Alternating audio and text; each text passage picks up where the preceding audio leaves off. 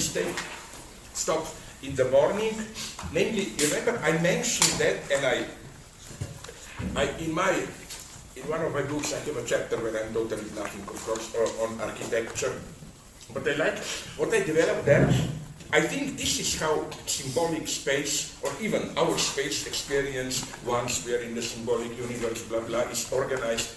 What always fascinated me is in what a simple way this works, this discordance between inside and outside. For example, it happens to me, maybe I am the idiot, tell me how it is with you. You are inside a car. The window is closed and you look outside. But still, like when you open the window, you can be hit how should I put it?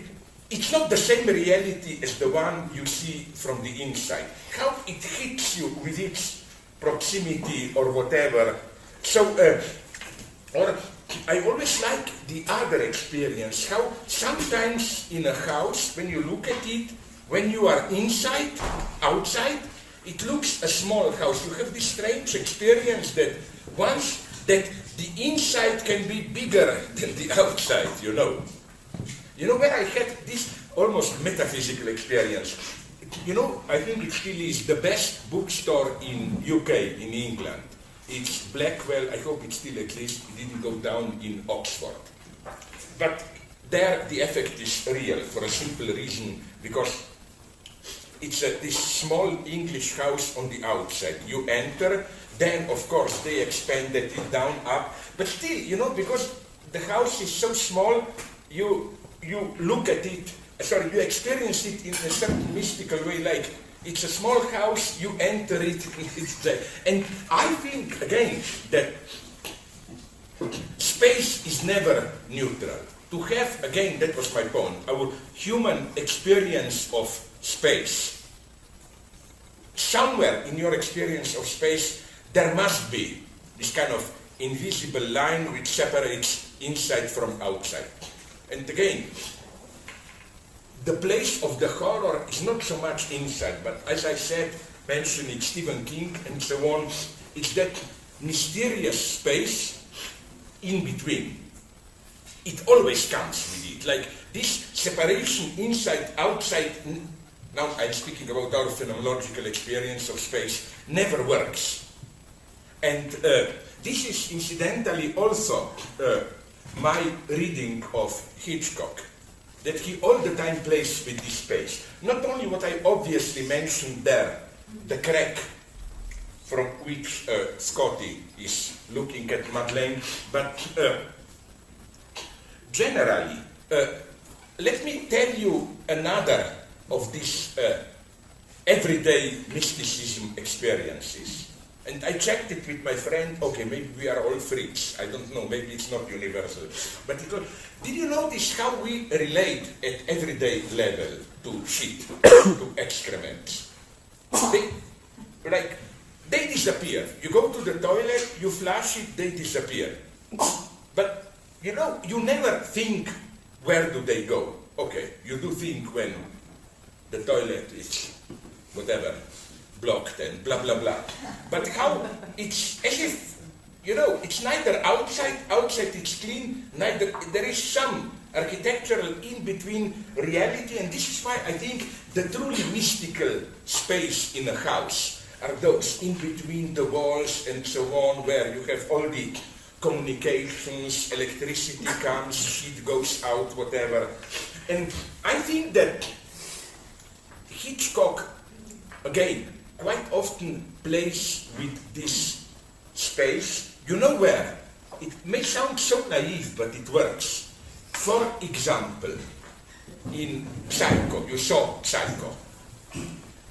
You literally have toilet a couple of times there. Now I will give you a test. Imagine Hays Code, know the rules, you remember, no?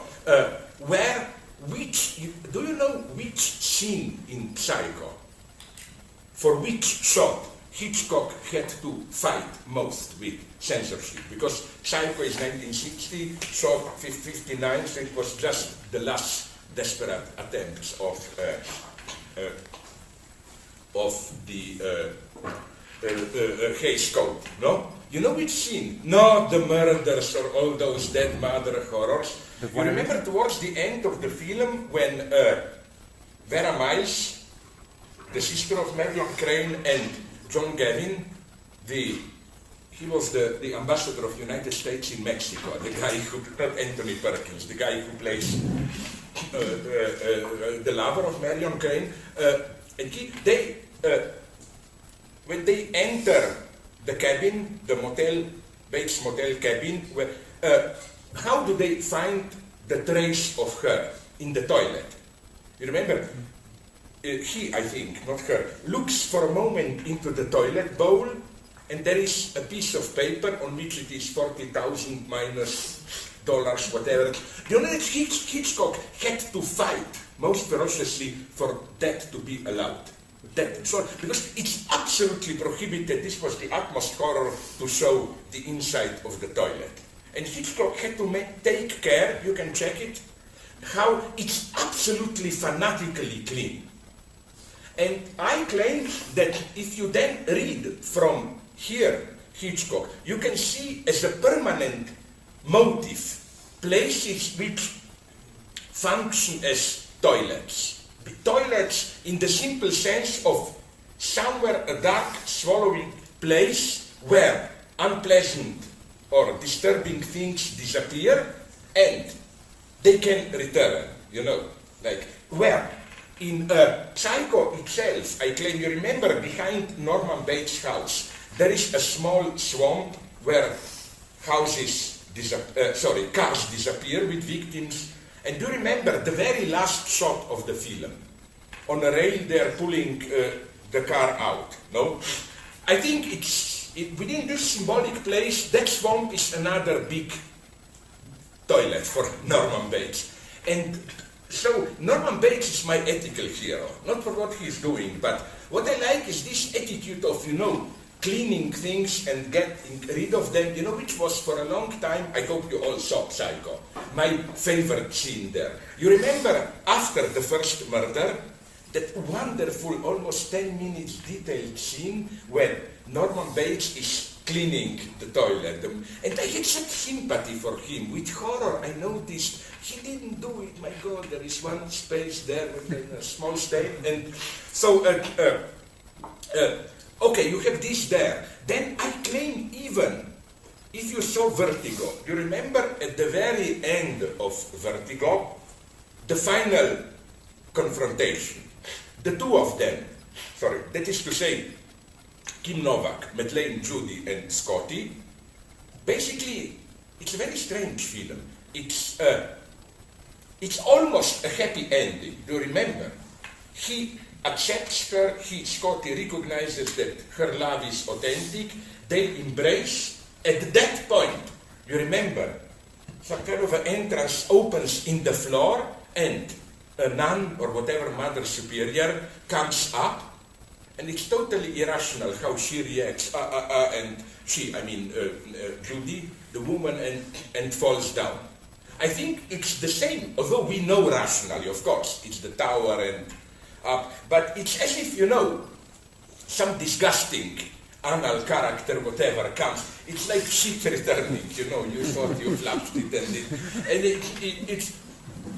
and this is so beautiful about Hitchcock. This is what I like it. I've written about it. In how many of his films you have the same visual motive repeating itself, but not as a symbol. I think all readings, some French guys tried it. All readings of Hitchcock, which read this, which interpret this recurring, repeating, which repeats themselves, motives as symbols, don't work. That's the beautiful mystery. It's a kind of an empty signifier, literally. It's just a motive which repeats itself with one meaning, you know, which is the best known one. You remember the very beginning of Vertigo? You must remember that Scotty, when they are pursuing the bad guy and the policeman above, and this is a recurring motive. So many times it happens, for example, you have it this motive of did you see North by Northwest? Yes. You remember at the very end, again, I think she, Eve Marie Saint, and incidentally, no wonder she was one of Hitchcock's favorite actresses. Just think about her name. Eve Marie Saint, both of them, Eve, Jean, and Marie. It's an incredibly Hitchcockian name, you know. How, you remember the scene on the edge of that cliff? She, again, just clinging by the hand, pulling her up, not, that's there. Then you have it at the end of To Catch a Thief. Cary Grant holds, not Grace Kelly, but the murderer, the bad woman, as it were. Again, it's the same motive. Then you have it already in Saboteur. At the end, the bad guy is hanging from the hero's hand on the top of Statue of Liberty. There, of course, is the bad ending slowly. He falls down and so on and so on. But again, and Hitchcock's universe is so full of this, I call them, using a specific Lacanian term, symptom, S-I-N-T-H-O-M, like not symptom. Symptom is already meaning. But as Lacan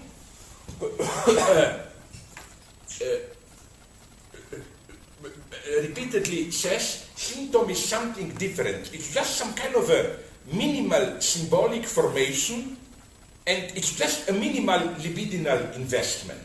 A gesture, a motive, which is repeated with a certain libidinal content, but with no specific meaning. Like, you can say what I'm always said, like, look who's talking about, because I'm full of these nervous gestures and so on, you know. But what I want to say is that it's, again, wonderful to read Hitchcock and other real movie makers in this way.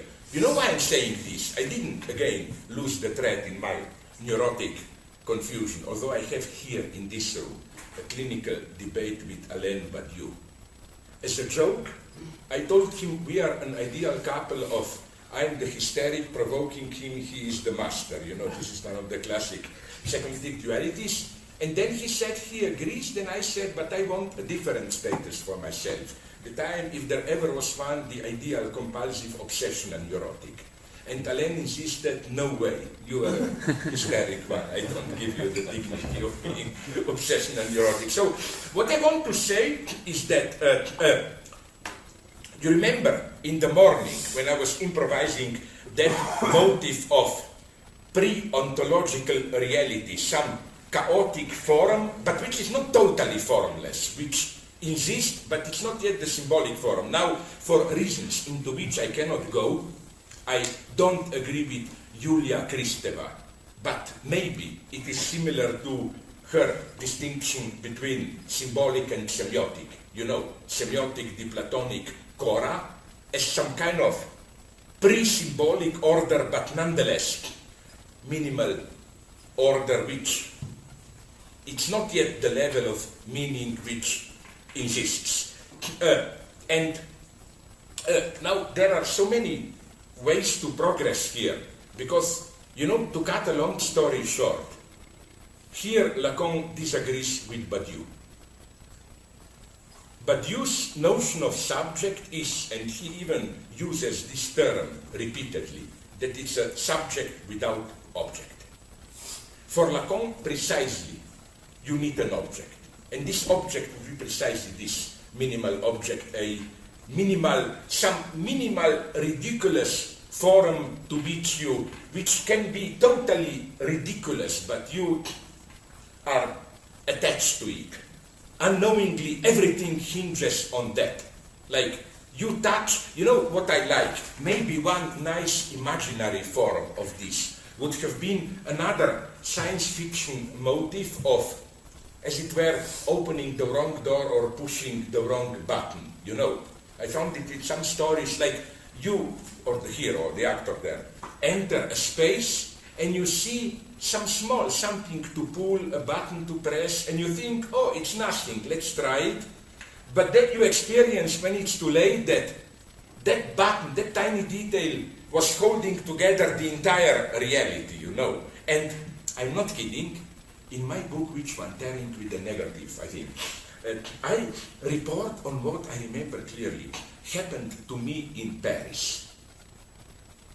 I really had an experience like that. Of course, afterwards, I learned what it was about. It was easily to be explained in a rational way, no? Okay, here is the experience. It was deep winter, freezing, and, okay, I had to go to the toilet. Okay, it's vulgar, but don't be afraid. I will not go in this, that. Okay, I did my work of shitting, blah, blah. Then I just flushed the water. And it was unbelievable. Yes, the water was flushed, no? But then it went on. Water started to fall from the... And then what did I do wrong? I just flushed the water and literally we had to call the firework. You know, like it was an inundation. It was flood. It just went on and on. And then the fireman who came gave a perfect explanation that it was frozen and at the same time a little bit warmer defrozen, something like that. And I was the first to use that apartment for a long time. So what happened was that what happened is that one, how do you call this, tube or where the water is, because, you know, you have these problems in winter, which is why if you don't have a heated apartment, you even have to wrap the tubes if they are outside, because if water freezes there, you know, this is the limit of my physical knowledge. I heard somewhere, I'm not sure I believe it, but that you know, that water to ice, it expands, no? It can explode. So what happened is that the tube or whatever did explode, and then, but then since nobody used it, there was no, it's very simple, there was no, so we know when I triggered, when I pushed it, it was open crack, I triggered it, but still it was such an incredible experience, you know, like, oh my, you know, I wanted to disappear to it.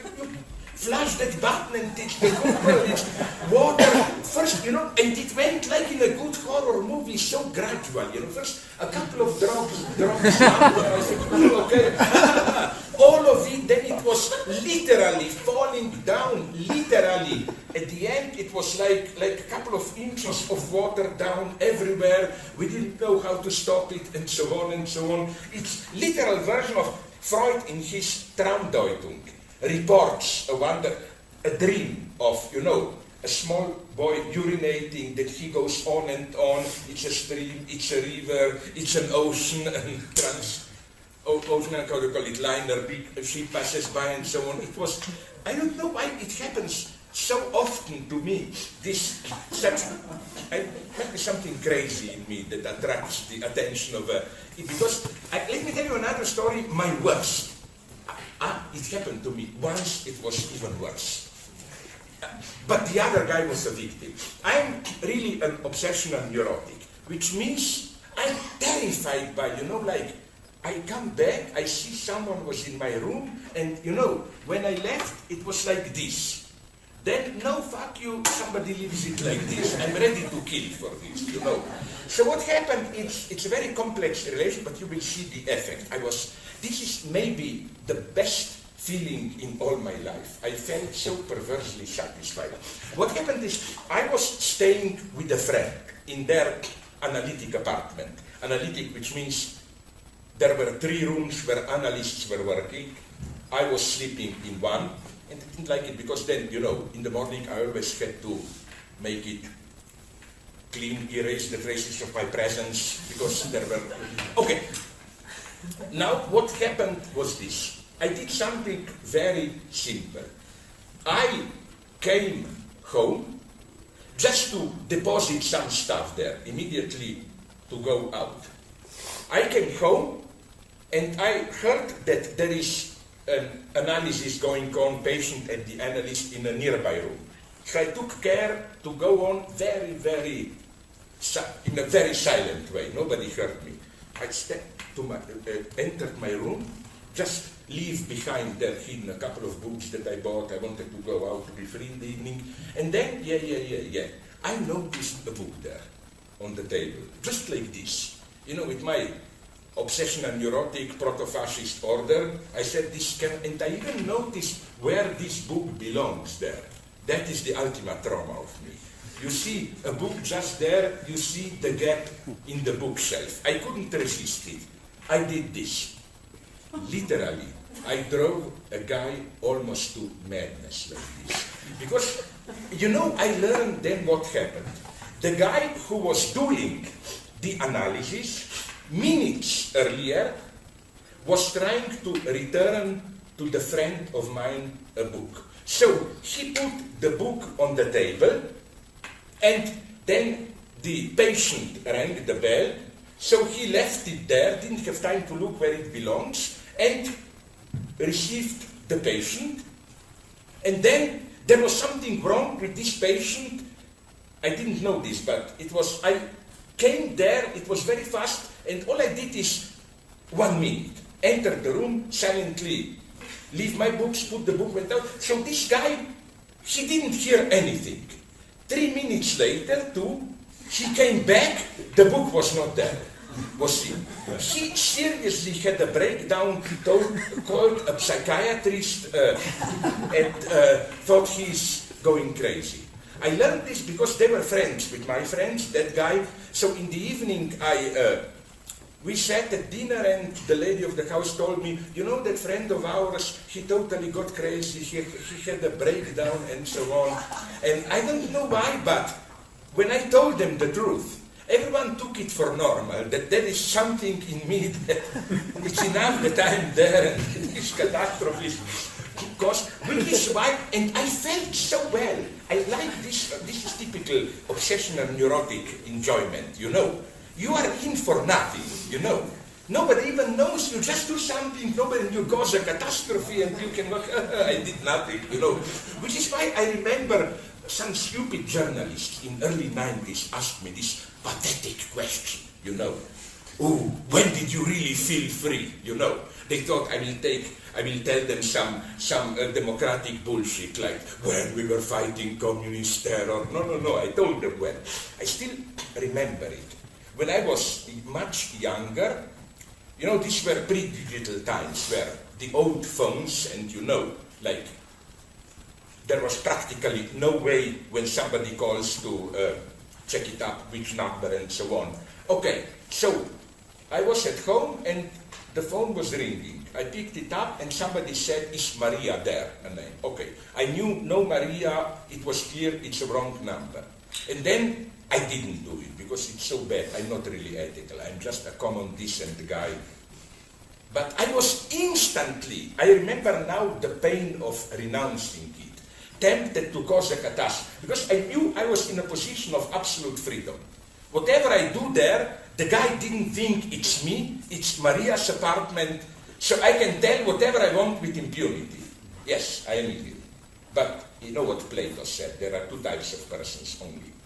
People who do evil things and people who just dream about doing evil things. So my instant idea was to say something like, I'm sorry, here is the medical emergency service, Maria just had a breakdown, probably she will not survive, but... And it's so wonderful, I would have caused the catastrophe, but you know, nobody could have identified it to me. And again, even now I feel the pain that this would be, but you laughed at, almost killed me, when I told him, this is my proximity, how I missed my event, you know. So, what I'm saying is that, I'm not getting here, you see that this is typical obsessional neurotic hypocrisy. This is typical, sorry, not neurotic, hysterical, no, hysterics are the opposite, you know, hysterics are open, explode, but this is the obsessional neurotic of hysterical position of subjectivity. To do something which is to operate, as it were, from a totally empty space, abstract. To do something which cannot even be traced back at you. But what I'm saying is that this is why architecture always interests me. Intelligent manipulations of architectural space. For example, let me tell you another crazy example. When I introduced this idea again, some stupid architect asked me at the architect conference, what would be your ideal building? And I told him, my ideal building would have been something like, you know, usually, sorry, we distinguish in buildings central places and places which are just appendixes, accessories. A building which is without central places, just a big staircase, one toilet like this, and nothing. That's all. And they told me, but we have it. It's even well known, and they are right. Were you in Guggenheim Museum in New York? That one, it's exactly this. You go up, and it's just a big staircase which goes down. So I was always attracted by this idea of, Benjamin wrote about this, of making out of these places of passage, like staircase, the place where things really happen. I mean, this is Benjamin's very naive but nice reading of why, for the imperial Paris, that Garnier, the old big opera house, is so important. Because his reading is, forget about the opera, the true place are that big, gigantic stairs, where, you know, ladies show their dresses, men meet, and so on. I mean, you know, the building is not built, stairs are not built to enter the opera hall. The opera hall with chairs and podium is built to give justification so that people can go up and down the stairs. Or now I'm a little bit, we are approaching object A, Lacanian, because this would be, I know you are preparing your knife, please strike me. No, it's not a knife. But okay. Don't tell me, don't try to be Benigni. No, I'm really a good girl. Don't do that. Okay. So please go on. Okay, the Lacanian subject supported on object A is not, or I don't think it is, a symmetrical reversal of the subject without object. No, absolutely, okay. I agree. Okay, can we go... Because what both reject is this classical subject-object, no? Because object A precisely is not this modern philosophy subject confronted with object. Well, exactly. In this, okay, we're going to talk about the object A. The subject without object that maybe Badiou is talking about, an object might be the one of the count as one, or a one in appearance, perhaps, but the object A, that's, I mean, the way I think of it is that's sort of the efficacy of the count as one procedure itself. It's, No, you are right. It's an object which is purely intersubjective formal effect. It's an object without any substance and so on. Would you also just call that, whenever thinking negativity as subtraction? That would be like subtractive efficacy. I like the word subtraction the same way Badiou uses it. But here I have a problem, and sorry, you finish. No, I'm sorry. I'm sincerely sorry. I'm kind of losing my... No. It happens to me all the time. You have still 30 years to really start to lose your thread, you know. Okay. There's an ambiguity here, and it's with respect to... I came in with Badiou himself, but let's go on. What's with Badiou? The ambiguity concerning subtraction. Sometimes... I think there is, and it's an ambiguity that strikes right at the heart of Badiou. Always says he is remaining a materialist. But when you've got object A, that efficacy, that is true. Isn't that true dialectical material? That's the stuff. That's the something that costs nothing. But it's immaterial, nonetheless immaterial. And that's where we agree with Alain. That to be a proper materialist, you have to include immaterial object. It's, okay. Sorry, she finishes the Does it function strategically? Okay, the appearance of object A, does that function strategically the same as what Badiou calls the unicity of inexistence? Sorry, the? Unicity. The inexistent is Yeah. unicity. So there's these two levels of one going on. One I can count as one, and then there's an authentic unicity said of efficacy. That's an ambiguity that I see here going on. Now you got me, I don't want to bluff. Where exactly, in what context does he say this? The unicity of existence, the second manifesto of philosophy. I can give you quotes. It's the greatest one. And what's so interesting about that is, there's kind of two orders of, I think, materiality that could be going on, because in the first manifesto, he says the most important concept is being as the generic. In the second one, he says, I'm moving away from being as the generic to the subjectivizable body. To the subject? Subjectivizable body. Yeah, I know, yeah. Okay. But you know where I have a problem here, and also, not a problem, but like difference, and I checked it up in detail later, not in my book, Organs Without Bodies. I always was intrigued by why did Deleuze and Guattari chose the phrase organs without bodies, bodies without organs, why not the opposite one? For me, it's so obviously true that the correlate of individual or the classical soul, person, is a body. A subject doesn't have a body, I claim. The correlate of subject is an organ. It can be even in this imaginary way, you know, a big eye, or like in surrealist paintings or films, just a hand, which is why I like, you know, the how is it called, that movie, my God? It's not Nolan, it's David Fincher, I think. Who did Fight Club? David Fincher. Yeah, you remember that wonderful scene, one of the mega scenes, where Edward Norton confronts his boss, and then his fist becomes autonomous and starts to beat him. It's a tremendously efficient scene. It's much more terrifying than if he were to attack directly. So, okay, let's go on. Organ, something bothers you there. No, like well, can I be very aggressive? Sorry, just to finish, it's in my nature to be anti-feminist, aggressive. I can see, like, you know, Aristotelian theory, hysteria, the hystron, how do you call it? Mothers. You know where the term hysteria comes? Uterus is moving, no? Oh.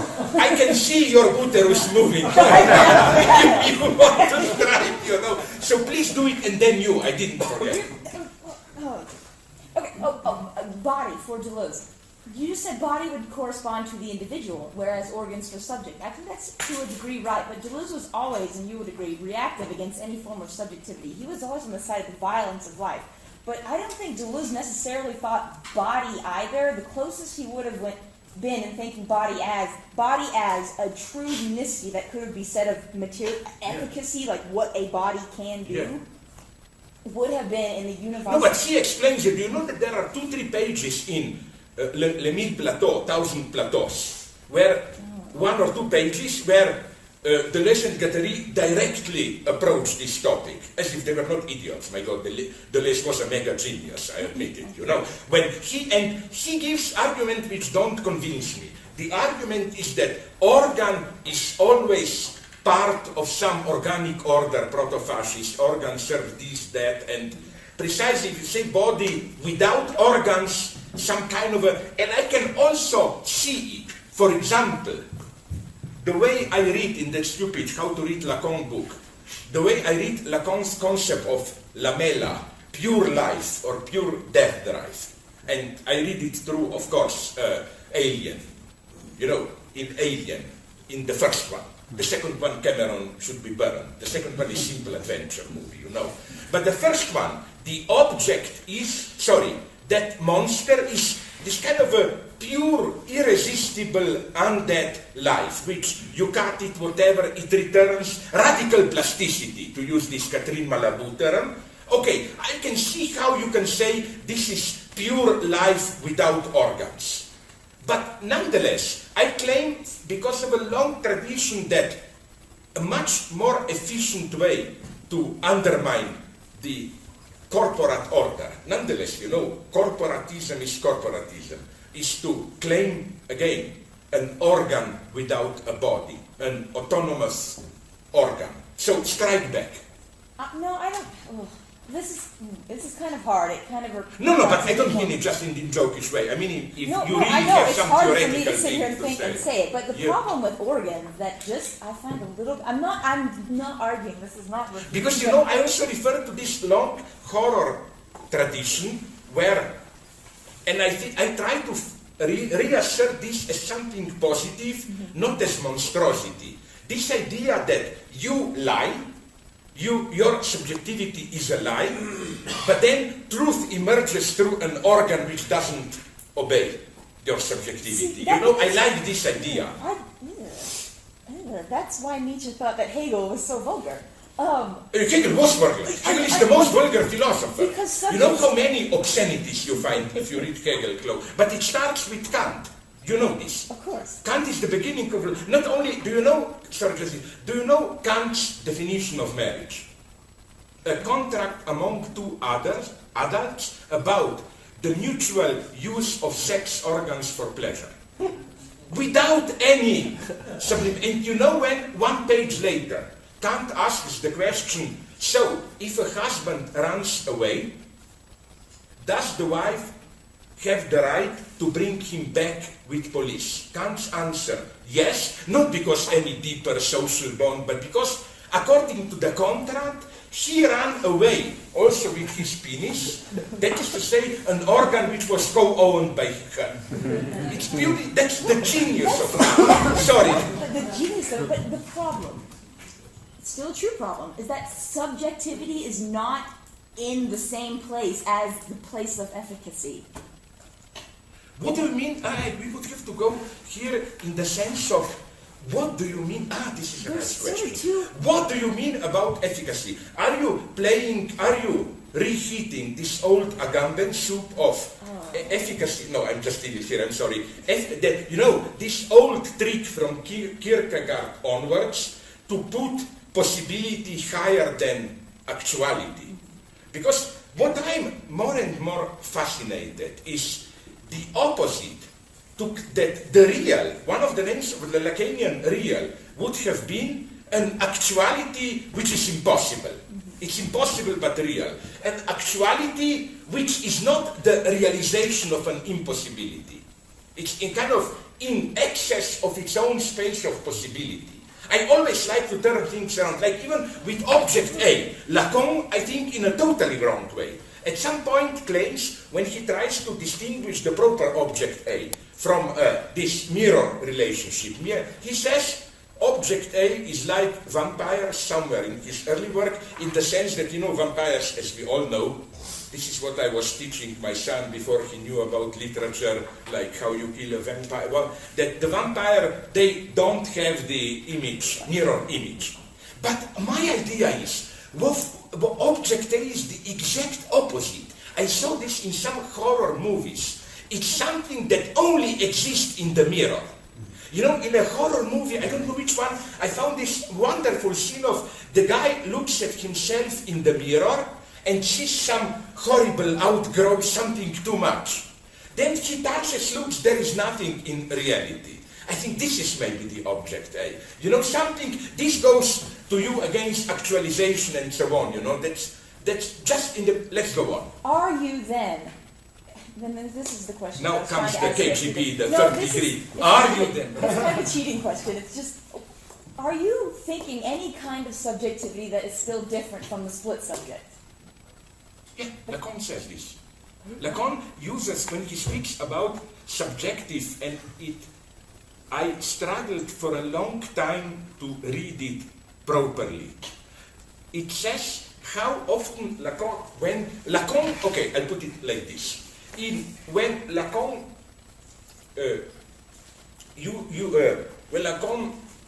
redefines the goal of analysis as traversing the fantasy and so on, although this is another of those mystical elements, it's now almost a common doxa that for Lacan the final moment of psychoanalytic treatment is, but you know that, and maybe you can refute me here, but I spoke with people, and I've read a lot of Lacan, who really cover it all, and I asked them a simple question. There is one passage in the last chapter of Seminar 11 when Lacan uses the phrase traversing the fantasy, but even not as a substantive, not la traversée du fantasme, but just as an ordinary verb. The subject traverses the fantasy. It's only once. It's what I think in logic it's called hapax, or what, a universality which has paradoxically only one, and how this exploded into a concept. So I think what Lacan is aiming at there, and he even says then at another place, that the subject at that point, he uses such a tremendously Hegelian term that I was shocked. The subject overcomes his division and posits itself as its own cause.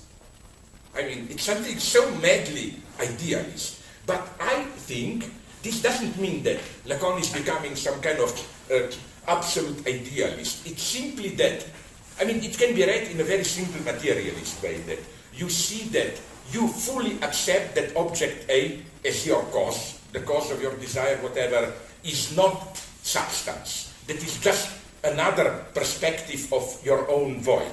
This is why Lacan, this is how, in a very primitive way, I understand Lacan's, as pure parallax, Lacan's, this Möbius band. You know, for me, object A and subject are just two sides on the same, you know.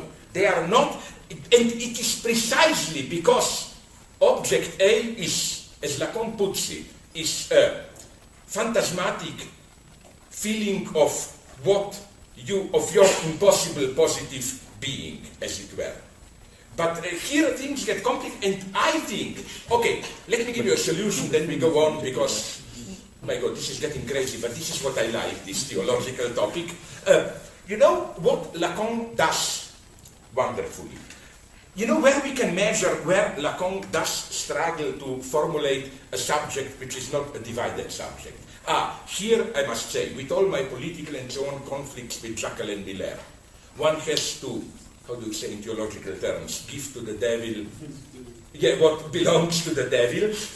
Jacques and Miller is nonetheless a magician, the best education guy, pedagogic master that I ever met. He's a magician in the sense of, and this was my happiest time maybe, early 80s, when I was for 2-3 years in Paris, part of this inner seminar. 20-25 of us met once a week, and for a whole semester just studied some most difficult Lacan. We went in detail through Subversion of the Subject, Dialectic of Desire, and then through Kant avec Sartre. And what was so magical, this was the magic of Miller, was you have a page which is extremely dense, you get nothing. You listen to Miller for 2 hours, and it's this pure magical event, but it's so clear and simple. How was I so stupid not to get it, no? And he, Miller, drew attention to this in a wonderful way. How? Namely that, you know, I love Miller, this is the true philosophical genius. When you ask the most elementary questions, which are, okay, and I ask you and me, I'm not playing patronizing guy, the idiot here, it's me, myself. Okay, divided subject. Fuck you, divided between what and what. And it's absolutely clear. Miller improvised wonderfully for over 1 hour of this, that it's definitely not the standard Freudian between your conscious, illusory self-image and some fuck you deeper unconscious. Miller developed so nicely that he quoted, I remember, you know that Alfred Ayer, that British analytical philosopher, who had a wonderful idea that the dream of logic, which is of course impossible, is that if you divide an object, you know, like, you know, this boring Zeno paradox game, I can divide this, I can divide it again. What if this process is not endless? What if you bring division to the end, you arrive at the point where you no longer can divide it between a something and another something, but a division is a division between something and nothing. You know, that you arrive at a point where all that remains is a part, but a part which is not part of a complementary whole, so that you add a part, it's a part and nothing. And then Miller claimed that this is the point which, in a way, you reach at the end of analysis, where it's no longer this signifier against that one, double signifier, it's a signifier and nothing. And this nothing is the subject. And then he went on, very nicely, claiming that to escape this pure division, something and nothing, you mobilize fantasy, no? And you know where, even now I will give you a very primitive example.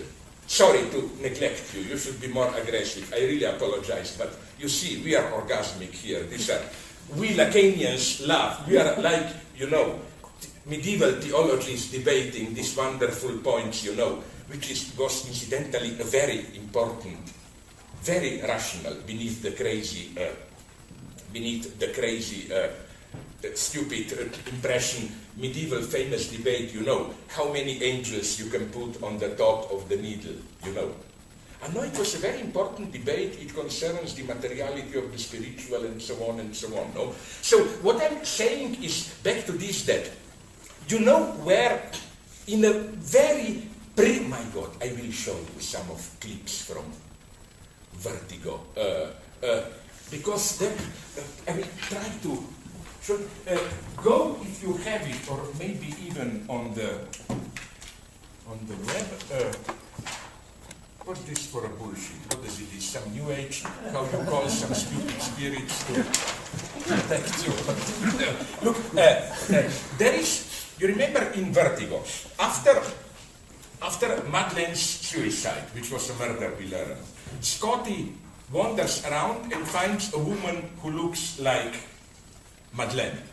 And I like this because it's a deeply philosophical point there. I often quote that wonderful Marx Brothers joke. You remember it? Like, it's one of my favorite. Marx Brothers joke, you know, they have all the time jokes about identity. You know, the best known one. You know, this man looks like an idiot, acts as an idiot, this shouldn't deceive you, this man is an idiot, you know. Then you have another version, very Lacanian, where Groucho Marx is seducing that ugly old lady, the standard, and says, I love you. Everything on you reminds me of you. Your eyes, your ears, everything except you. You don't remind me of yourself. And then there is the best one, the Emanuele Ravelli, from some early Marx, where Groucho, I think it's Groucho, plays Emanuele Ravelli, and a guy tells me, oh, you remind me of Emanuele Ravelli. No, sorry. Groucho makes someone and says, you remind me of Emanuele Ravelli? The guy said, but I am Emanuele Ravelli. And Groucho answers, well, if you are, then no wonder you look like. And I think this is wrong. I think that precisely you don't look like yourself. It's wrong to say this. So, let's go. There is a shot. Yes, no, the point is that Vertigo, basically, the formula is basically this Marx Brothers joke. No wonder that Judy looks like Madeleine because she is Madeleine. You know, that's what we learn. And you know what's so interesting? You should do it. If you want to do an in-depth study of Hitchcock's Vertigo. It's a wonderful story of manipulation. Do you know that Vertigo is based on a French detective novel by those two famous authors, Boileau and Narcejac? They were classics of horror stories, blah, blah. And it was a conscious manipulation. They already wrote the novel, they afterwards admitted to seduce Hitchcock. And now comes the joke. I read the novel, you get it. I think now even with some cheap edition on Amazon or whatever, it's called The Entrée des Morts or what? The re-entry of the dead, return of the dead, something like that. And what is so interesting is the total depoliticization enacted by Hitchcock. That is to say, do you know that the original novel takes place during World War II, during resistance, and the same story is totally politicized there, you know. It's a resistance fighter who thinks his love was killed by Germans or whatever. It's absolutely incredible, the whole thing. But okay, Vertigo, okay. You remember when Scotty sees a woman who looks like Madeleine, he follows her, and okay, slowly he seduces her. They go to a hotel, not hotel, to a simple boarding or whatever, where she lives, and then you have an absolutely incredible shot. When they enter the room, it's totally dark after he takes her to dinner, I think, and the scene is like this. You have in the background a window and some totally artificial green light comes from a neon light just outside, because this is 4th floor. And then you see Madeleine, Judy, this new girl.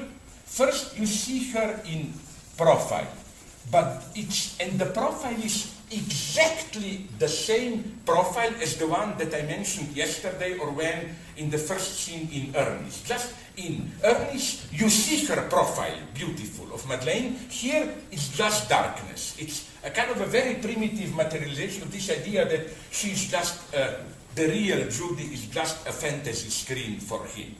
It's literally dark shape to project his Madeleine fantasy. Then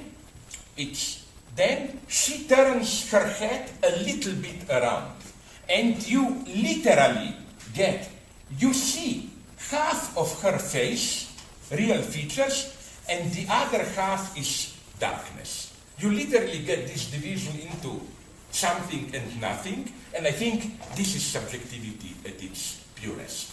And what we call person, full human person, is precisely the role of fantasy is to fill in this void so that you get a full human person or whatever. So how to overcome this division? It's in Lacan's... Okay, let me go back. Usually, the usual story for idiots is that Descartes, the Cartesian subject, cogito, is non-divided, pure thinking, and that Lacan undermines this cogito ergo sum into, Lacan, but this is a story in itself. How the usual doxa is Lacan said, no, I am not where I think. Like to introduce a break between thinking and being. The story is much more mysterious. Lacan changed the formula 3-4 times. His first formulation was this simple one. Against Descartes, he claimed that, no, I am not where I think. But then he immediately got it that this can be simple life philosophy, in the sense of, what I think is just the surface, but there are deep passions, all the bullshit, where I really am, and it's like the top of the iceberg, my reason. So he turned it around. His accent is then that the unconscious is not my being out of reach of my thoughts, it's the opposite. It's I think where I am not. What I am is, my being is my imaginary identification, my God. I see myself, that's me. But unconscious is a thinking which goes on in existing outside my being. Then he wasn't even satisfied with this. He tried 2-3 other versions. For example, which one, but he was more playing, I think, here. It's pretty intelligent. It is, I think, and then quotation mark, therefore I am. Like to introduce this gap. Then there is, and now comes the paradox. At the end, in his absolutely, are you asking me a question or just raising the hand? Just, okay, sorry. I didn't forget about you, yeah. He, at the end, in his, I think it's from 66, 67, correct me if I'm wrong, La Logique du Fantasme, Logic of Fantasy. His absolute crucial seminar, unfortunately not yet published, where, as I already mentioned the first day here, I think, to the surprise of everyone, Lacan fully returns to Descartes and says, no, the subject, which is the Freudian subject, is the overlapping of thinking and being, but of course he pulls his trick, which is that the overlapping of the two is always an empty set. And he says that, what does it mean? I think cogito ergo sum. At that point, both thinking and being are empty. The being is no being at all. The being is just the being of your fleeting thought. It's the being of nothing. This, I think, therefore I am, it's pure processuality of nothing. At the same time, what are you thinking? Nothing. You just think that you know what I mean, that it's an empty thought overlapping with an empty overlapping with an empty being. And that at this point you do overcome your division. And then the whole struggle of the late Lacan, and I agree with you here, it's more complex because Lacan was deeply disturbed by Deleuze, and sometimes he does flirt with Deleuzian direction. For example, when Lacan introduces the notion of drive, sometimes he does talk like he characterizes drive almost in the terms of Deleuzian machines of desire. Drive as subjectless, kind of a life reproducing itself without subject. He uses some terms like this, or another thing, in Seminar 11, where Lacan introduces Freudian notion of drive, because till Seminar 11, 63-4, Lacan, it's clear, didn't know what to do with drive. It was simply desire, no? There he uses all the time the terms montage, machine, and so on, to emphasize that, as Deleuze would have put it, that drive is machinic, no? Drive is not instinct, it's organic. Okay, why I'm saying this?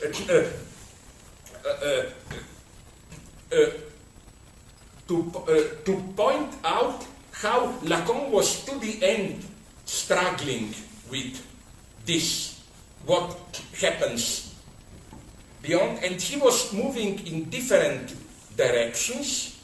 One, but for reasons that I don't have time to go into now, maybe we can do it if you're interested in these pure theological topics later. Lacan insisted to the end that drive is always a partial drive. That is to say that no matter how, even when you do have this pure subject overcoming division, caught in pure drive, there must be some partial object, some little bit of a symptom or whatever. And no, but what I wanted to say here is that Lacan himself is here ambiguous. Like, he does use the term, at the same time, subjective destitution, destitution subjective, is what happens at the end of analysis. And okay, maybe for you I'm on the wrong side, because then, as always in theological disputes, there are two schools here. One, who in my universe are in Gulag, and I send them a greeting card every day, every year, who think this means you are beyond subjectivity. No? I think not. I think that one should distinguish here between subject and subjectivization. The Lacanian subject is not a subject of subjectivization. It's not this subject of, subject of inner life. Oh, I experience this, and so on and so on. It's subject without subjectivization. Here, to be very precise, Lacan is against this deconstructionist bullshit where it's fashionable to say that subject is, this is typical Foucauldian topic, that subject is the result of a process of subjectivization. And then you get all that bullshit, multiple subject positions, and so on and so on. No, for Lacan, subjectivization is always phantasmatic. It's kind of a feeling in fantasies, and so on and so on. My God, time is running. I hate life. Yes, please. Yes, just to bring it back a little bit to movie example. Yeah. Oh, that's a good idea. Actually, the one that you were mentioning about mirrors, I think it's Dario Argento. He's cheap in a good sense. Yeah. Italian horrors. I love them because of this pathetic. Yeah. Exactly. In a very operatic way, he uses the mirrors to show the what's really happening behind, or what's really gonna happen, or what happened before. Anyway, but I was thinking about the relationship between this crack, the mystery, the horror that's there, and the definition, and the definitions, or the space that exists in the censorship, or nowadays classification of movies. That the more, I think that the more detailed, the more expressed, the more colored and defined the prohibition, it's the more horrific it can become in a way that when transgressed, perhaps. I mean, all history of Stalinism confirms this. It was the most detailed prohibition, but it was a nightmare. Then what horrible short? Because for example, this classification system, just because by chance I happened to indagate and find how it worked in different places. In the United States, it is as opposed to every other part in the Western hemisphere. It's the classification is not government body; it's citizen body. I know this was a wonderful Hollywood solution. Hays Code. It was nothing to do with the state, but effectively it worked because the whole distribution machinery respected it. Like if you didn't get a Hays Code classification, you were excluded. Sorry, It is separated, and also it is a recommendation. It is not a classification. This is how true totalitarian works. It is a recommendation, and it sets the tones. And because they had to instead of leaving it to interpretation, which happens in other places, there they had to run it down and say, okay, what makes what's after classification R? It's NC 17, no? Okay. So for example, a sex scene, no? Where obviously it's stated that male genitalia shouldn't be seen, blah, blah, blah. But then, how many humps does that make a fuck? No, like a real. And it's even seconds. The Hitchcock broke in Notorious. Kiss was limited in classical Hollywood to 3 seconds, I think, and so on. Everything was more than 2 humps. Is an NC-17 classification. So you can only do 2. And then stay there, and then stay there, and you can stay there, and you can stay there. But this is wonderful because, like, I can imagine. Me, not you, nasty, let's say I'm too excited and finish too quickly, and then the woman said me, sorry, I wanted a full fuck, not an NC-17 fuck. You used this in real life. Oh, sorry. This thing of the 2 humps and the for example... I didn't know that even this you have. And that's in the United States, it's very set down, the rules, and particularly how many times this, how many times... Because what happens is that if you get an NC-17 rating, like many cinemas won't show you the film that you're showing, you get a limited release, but there's also the option, because it's separated from the government, there's the option of not having a classification. But then of not having, the point is getting without, distribution, no? Then it's without classification, but it is set to interpretation in a way. And nobody has time to interpret, so they just release the films and if it works in the screens. But you know what I would like to know? Which was the biggest commercial success without classification, without getting the approval? How far you can go? I think the Mel Gibson, the Passion, that one was without. Passion is an important. You know what is Passion? You don't know. It's a radical gay sadomaso movie. About torturing a male body. It's the big reassertion of homosexuality in Hollywood. That one went without classification. Really? Yeah. But it got the support of all the Christian. But it's like a billionaire, so it's totally self-financed. But still, if you don't get classification, you would. Think that they're above that they said we don't need. No, but the problem is, I think that's why it earned 400 millions or what. I think that the catch was that he mobilized, or they mobilized themselves, all these religious groups which organize screening, and they put pressure on. And how are you going to classify a true story? But you know where I had to laugh? The Pope, the other one, the Polish, the story. He saw the film. Because of all his aura, he didn't want to receive in Vatican Mel Gibson himself, but he did give an audience to, how do you pronounce the name? Jim Caviezel? The actor, no? Sorry. I had to laugh so much. You know what was Pope, the other, the good Polish one, not this Nazi guy who now runs the thing. You know what was his comment? It was like that. But how does he know? Was he there or what? On the contrary, we know it wasn't like that. Because Mel Gibson was always saying we wanted to be. No. The first thing you learn, I read the historian, He said that crucifixions were done in naked. I didn't see Christ's penis there, but so. No, sorry, but go on. Yeah, my feeling is that when it's more defined, and when it gets this evolved, let's say the classification or the restriction in a way, it's the horror, the mysterious thing aspect just grows even more.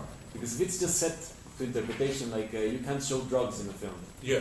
That's too big interpretation. Yeah. What does that mean? And then there's it can easily be accused of censorship. Blah, blah. It becomes it's not so interesting, no?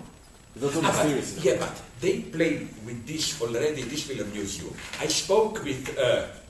I love him, my friend. Okay, I mean, I met him through Sophie Fiennes, with whom I'm doing movie Rafe Fiennes. No. I love him personally. He's such a wonderful, he is the Badiou among actors, He's so naive, he's promiscuous like hell. And then once he tries to seduce me, not sexually, but to write something which I did for his Coriolanus, and to show how intellectual he is, he told me, Slavoj, once I was tired in the evening, doing a tour promoting a film of mine somewhere on the West Coast, and he said, at 7 it was all over. I was so glad to be alone in a hotel room, and that was his flirting with me.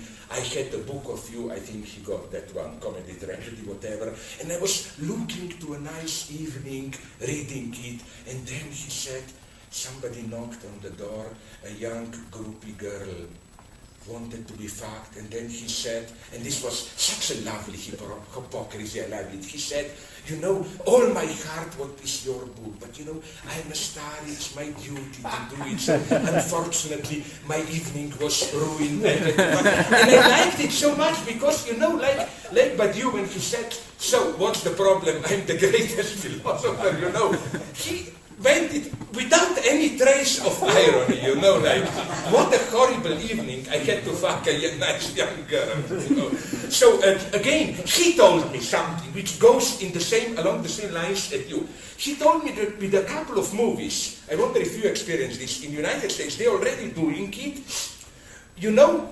Sometimes they do a director's cut, and they claim clips which were censored originally. But now, he told me it happened to him a couple of times. It's already, and then they use this in director cut or in, with DVDs you usually get deleted scenes. He told me that now it's part of the game. He was so furious when they finished shooting, the director said, now we will do some deleted scenes, they plan it in advance, these scenes we do them for. What will be the director's cut? It's nothing. Today, it's not this kind of authentic process where director asserts his will or whatever. It's all planned. So yes, I agree with you. Another thing I wanted to tell you about what you said, absolutely. I quoted in one of my books about this codification. There is a wonderful detail about how codified this was, about Josef Sternberg, how is she called? The Marlene Dietrich. He did a movie in early 40s where the hero and the heroine, basically, what happens is they go to, what do we have in farmhouses, that soft, dry grass, hay, how do we call this? Hay, well, to fuck, no. But the problem was that, the point was how to signal this. And he was called to Hayes Code offices where Joseph Breen, I think, was the big guy. They thought about, should we do it like this, like that. And then, finally, Joseph Breen, the censor, told him, listen, let's be frank. Tell me what really happened, like openly. He asked him, did they fuck or not?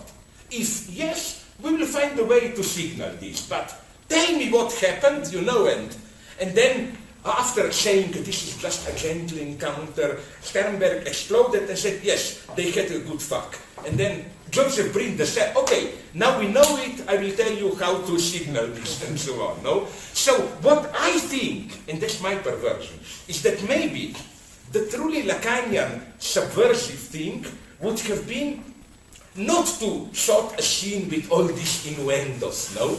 But to arouse these innuendos and then somehow to let it know that nothing happened, you know. The most horrible, sometimes subversive news is surface itself. I always like to repeat another old story, then I didn't forget about you, which happened to me, maybe you know it, I use it in my books. It's my fundamental experience, I love it. Exactly as you said, how this logic that you described works also in politics. When I was young, I was not really a dissident. It was a soft communism, half dissident, whatever. Okay, there were elections in ex-Yugoslavia.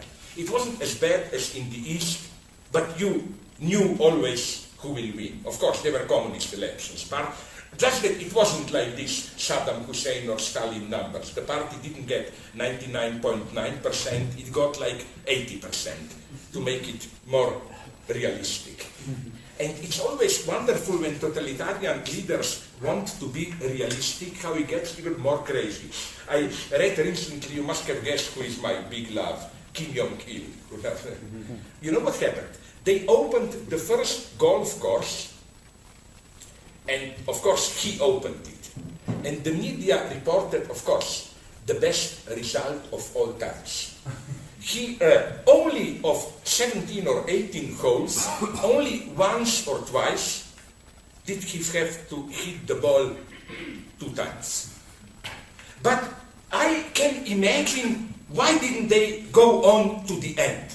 Like, okay, 18 hits, 18 holes, you know. I can see some bureaucrat thinking, if we say it was always the first time, it would be non-realistic, you know. So let's have it that maybe once he missed it or whatever, no?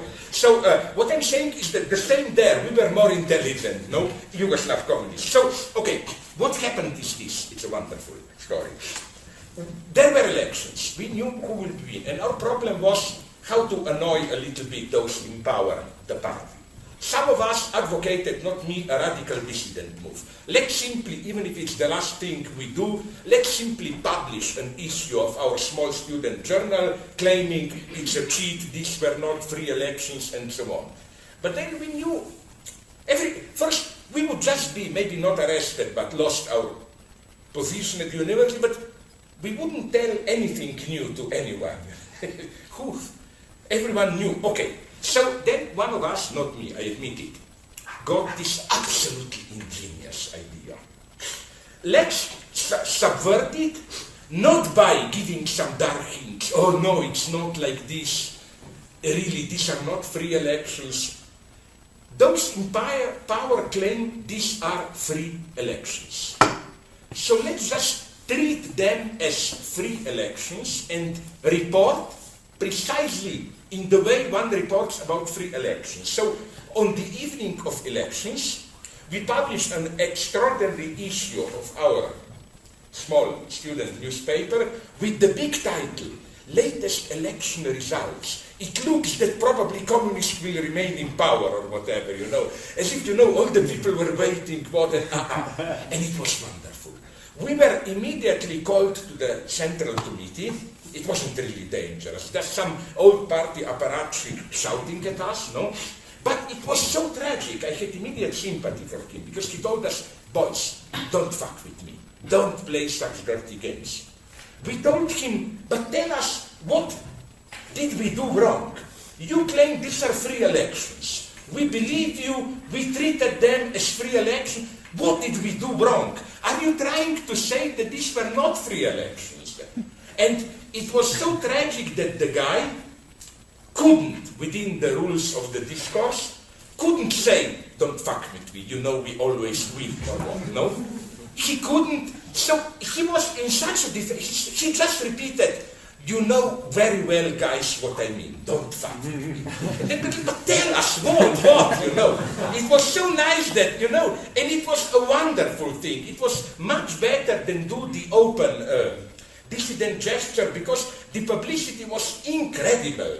All the people were talking about it. And along the lines of what you said, this is why, who said this? Mandelstam or who?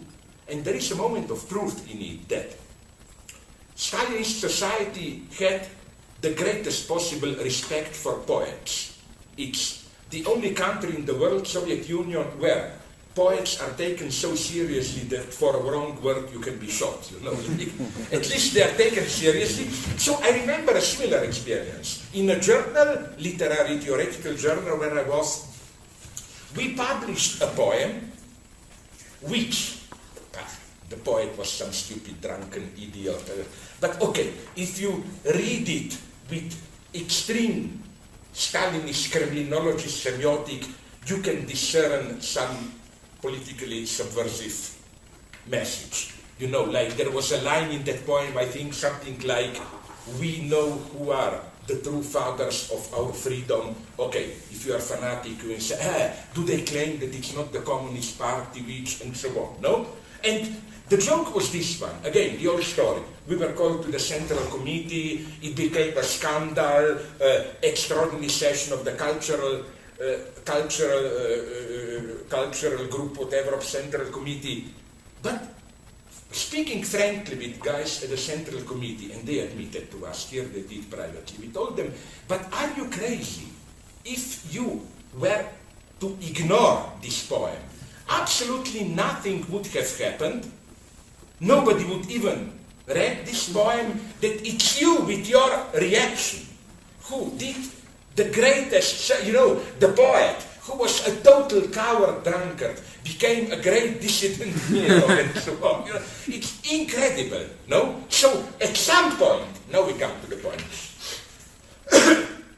It's not quite like that, maybe, but more and more I think that was the whole point, I think I already mentioned this, of political jokes.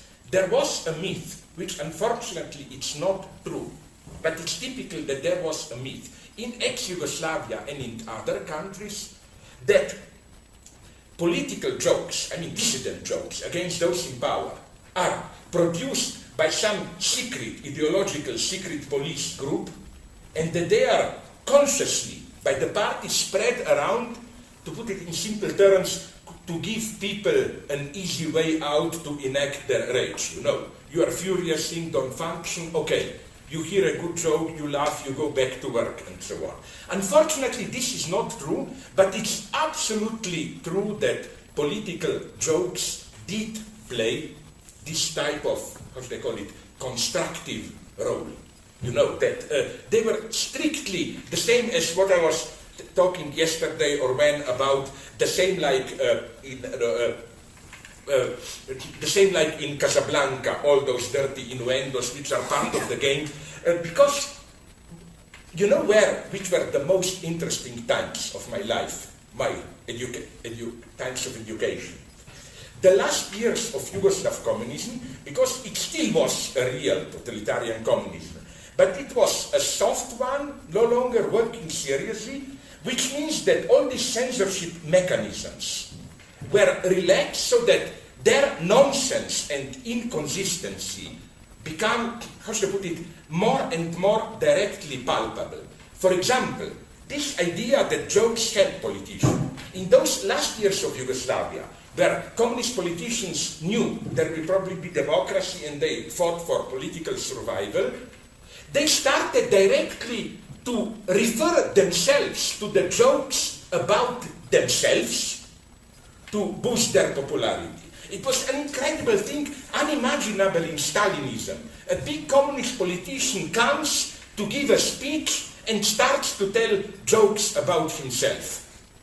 The great guy here was, I will have to describe it to you because it's a complex structure, but you will get it. A Croat politician called Jure Bilic. Jure is a Croat word for George. Jure, J-U-R-E. Bilic is just a Croat name. Okay, but remember how with each, it's like form, a predicate, you know.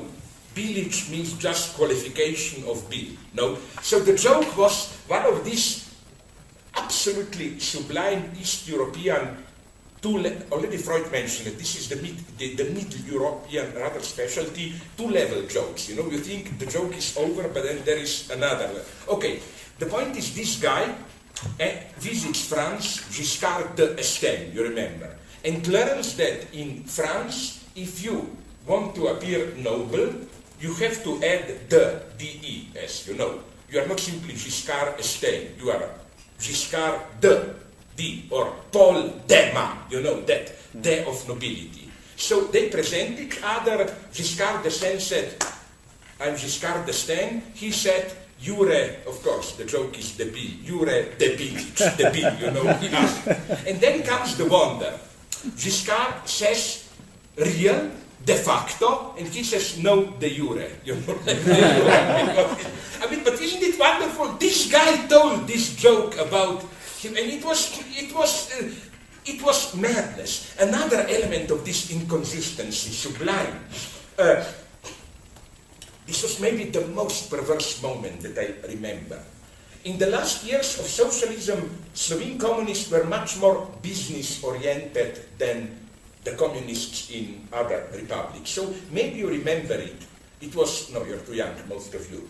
In the 80s and 70s, there was a great miracle in south of Bosnia, Croat part, that, where did it appear? Virgin Mary.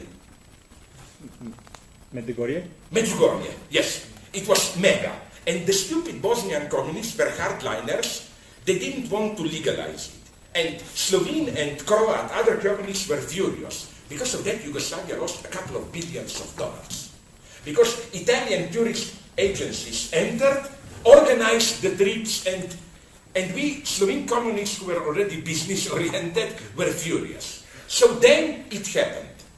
Close to Ljubljana, capital of Slovenia, precisely very well located, between Ljubljana and Ljubljana airport, there is some small crossing country roads where there was a statue of Virgin Mary, and that statue started to do what Virgin Mary statues are supposed to do, no? Move a little bit, cry, tears of blood, blah, blah. And the Slovene communists were delighted. Now we will teach the Bosnians how you do it. Plans were done, build hotels there, special tours. And then a catastrophe happened. The local Catholic priest in whose domain this happened made a statement where he says, no, this is not a miracle, this is just a superstition. And communists were furious. This is a unique document. In the communist official paper, they attacked this priest for non-patriotic behavior. Like, fuck him, it's economic crisis, it's his duty to help the country. No, he's doing some materialist bullshit. It was so wonderful, this, you know. Or maybe you know the joke, I'm sorry if I repeat myself, but it's the other ultimate one. There was a student radio independent dissident in 87, 88, I'm sorry if you know the story, which was specialized in, like, provocative, out of control by the Communist Party. This were the half liberal. Okay. They invited an old communist cadre to do an interview with him. This guy was old, retired, but kind of real old, hard communist. And he was in a total panic. I knew him.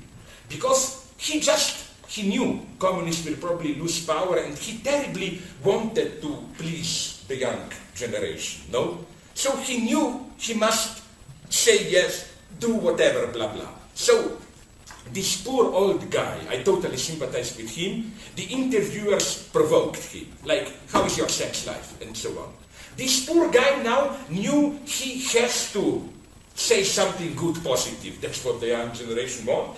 But at the same time, the only language he spoke was the old communist language. So you got something so terrifying, a kind of a Stalinist-style pornography, you know. This guy said, I often touch women between their legs. The feeling there helps me in my struggle for socialism. It's kind of perversities, you know, like pornography, but as official. I mean, it was, I love those moments. I think these are the most productive moments where, you know, as now, maybe you know this story. A friend from Egypt told me that now you have, and with my bad taste jokes, feminist, somebody told me, maybe some of you know it, I don't know if it's true or not, that in Saudi Arabia, they published 2-3 years ago the first this happy married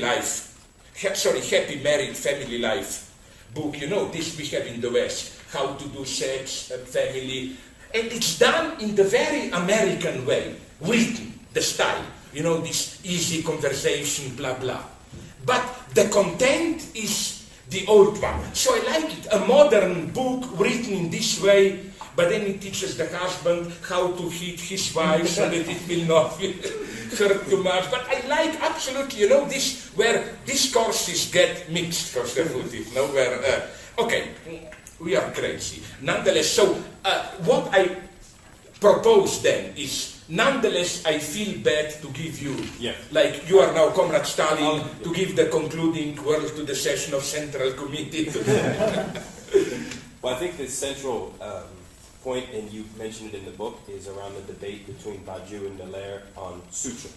Yeah. Where he goes basically to deny small object A. Yeah. Into his concept. Although, I will immediately, just bear in mind that when Miller introduced suture, there is also not yet an object A. It's just one signifier. So this is my question, actually, which is precisely where do we locate object A? Like, where is the excess? And it seems to me that, like as you say, Badiou's subject is purely situated within the imaginary chain of signifiers, locates it in the imaginary. Does that mean that he, what does he make of the phallic signifier? That's good. But you are right, you know in what sense that in that early stage, but you was against the notion of the subject, in that polemics. Only later, with his event, blah, blah stuff, did he, as it were... Right. Yeah, but still there's the sort of a Deleuzian relation to the phallus as such, and to the negation of the phallus. What do you mean by Deleuzian? Because the point that I emphasize in my book... Well, like we can proceed without... No, but what I mean is that you know that Deleuze is much much more ambiguous here. In his logic of sense, this is why I'm a classical Stalinist and I claim the traitor who is to be shot is Guattari. No, this is... because in what is for me his best book, apart from Difference and Repetition, Logic of Sense, Oedipus is not yet a bad guy there. Mm-hmm. If you look at around page 200 towards the end, he gives a wonderful Deleuzian rereading of Oedipus, where Oedipus is precisely, I think it's a beautiful reading, the nomadic excess which introduced flux, openness, and so on and so on. And there he has maybe the best, most beautiful, here you see Deleuze's genius. Deleuze at his best, he, apropos some point which is basically a Lacanian, he does a better formulation than Lacan himself. But does the phallic signifier produce a lack? Does lack precede in Lacan's notion? Does lack precede in that which creates the excess? That's a crucial question. I propose that I go into this with pleasure tomorrow.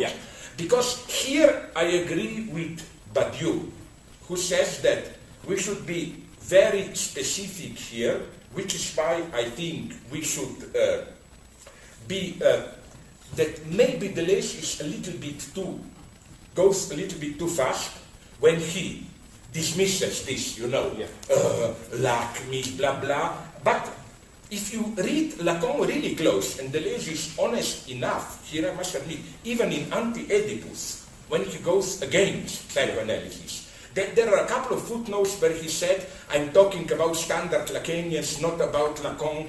Lacan is much more... So Lacan's appropriation. Because the first thing about Lacan is to say, Deleuze, it's a wonderful quote, I quote it all the time, where he goes that what characterizes the symbolic order is there is always an empty space of lack, but he says, but it's not only that there is an empty place in the structure, a lack, but this lack is correlated with an excess. You have a place without an object, but at the same time you have an object without place. And then, of course, the whole point of structuralism is that this common sense stupid idea doesn't work, that you say, so what's the big deal? You put the object into that place of a lack and everything. No, because they are structurally the same. This object out of place is, again, on this Möbius band, just the other side of the lack itself. It's lack itself existing as object. And I think this is crucial for Lacan. Lacan never was, the way he's identified this fucking tragic thinker. Oh, like incest, we always miss the big object. Already, I like to emphasize this, how for Lacan, enjoyment. Lacan is not just saying this bullshit of we always miss the true object it says to us, it's always metonymy of a leg. Enjoyment is missing, but the fact that we always miss what we, this is the hysterical formula. This famous phrase by Lacan, I give it to you, but it's not that. Like always this structural disappointment. Lacan is very clear that the other side of this is an excess. In the sense that Lacan's point is not simply we never get the full enjoyment. It's that at the same time, precisely because we don't get it, we get too much of it. This is the whole point of, for example, obsessional neurotic, or to give you the simplest example, or perverse. Let us say, these stupid stories, we all know them. You are an ordinary guy, like me. Okay, me, I take the blame here. I would like to have girls, I'm too ugly, I don't get them, so I try to escape, to repress this, to escape into some pure space. For example, I do mathematics. But as you know then, whatever I do there, this returns. Like, I do physics and it says there how much energy is unleashed when two bodies hit each other. Sorry, it's not right there, But the thing, Lacan says, let's say I have and Judith Butler at her best book I think is Psychic Life of Power, a modest one. He has there some good points, where he says that how the basic mechanism, Freudian, is that the repression of desire always turns around into desire for repression. Which means, and this is the whole logic of this, believe me, I know it, I'm the one, for obsessional neurotics. You fear some excess of enjoyment. Let's say I have some dirty dreams, torture, sadomaso, whatever. Then, in order to keep this at a distance, I take refuge in obsessional rituals. I will avoid this if I do these gestures. But the problem is that these very gestures gets invested with the very same energy, so I start to enjoy. This is why even somewhere already the early Lacan gives a wonderful definition, one of possible definitions, which is also taken over, I think, by Badiou a little bit in his wonderful short text on masochism, Introduction to Zachar Masoch, where he says that one of the tricks of masochism is this one. I have a certain illicit desire. So, since I cannot actualize it directly, I punish myself, but since in normal logic you punish yourself for illicit acts, in this way, through a detour, I enjoy. It's a kind of a preemptive punishment. Through punishment, you try to prove that you are really doing it or whatever. So what I'm saying is that, yes, here I absolutely agree that, and here also, yes, another thing. Here comes, I think, the crucial difference between desire and drive. Maybe this holds for the early Lacan of the 50s, this tragic poetry of desire. It's always like, we miss it, we never get it, blah, blah, blah. But no, incidentally, the same logic of how jouissance is not simply impossible. It's not only something that you always miss, but it's paradoxically at the same time something that you never can get rid of, like that poor guy. I want to get rid of, I do mathematics, haha, you get it there, no? And you know that for Lacan somewhere says that it's exactly the same goes for free associations. Freud knows very well that there are really no free associations. Okay, there are, but you always cheat. And that's a big joke among analysts. Like, I was cheating like crazy. When I was with Miller, it was total fiasco. Because I invented every session that I went, I invented everything in detail. All the gestures, oh, now I remembered something, fuck it, it was all planned and so on. But Miller got it, he was not so stupid, and he gave me the right answer. He said that, yes, there is no free association. He knows the patients cheat all the time, you know, like every good neurotic patient prepares in detail, usually, what he will associate. But at the same time, says Miller, the trick of a good analyst is that no matter how well you prepare it, you treat it as a free association. You know, like you may have invented a story and you think you control it, but usually what story you invent and so on, you betray yourself even more and so on. So you get my point. It's the same. Of course, there is no pure, it's a myth that you can become some kind of a surrealist writer and really just adopt this passivity and you just freely associate. You always cheat. But this doesn't mean it doesn't work. Because even if you cheat structurally, whatever you do, it has the status of a free association and so on and so on. So even if we go back to the subject, which is why, and here I got, if I got it correctly, the thrust of your question, I think that we should get rid of this notion of subjectivity, you know, this pseudo-Lacanian poetry of lack and failure and so on. This is a certain tragic logic in the line of maybe Kierkegaard, Heidegger and so on. We always fail, the only thing we can do is fail authentically and so on and so on. This is not Lacan. But that's why I don't like Ethics of Psychoanalysis, because I think that there Lacan comes closest to this, let's call it poetry of failure, you know. But this is not the last Lacan. Fuck it, the lady will kill me. Tomorrow we go on, and don't be afraid of this free talking.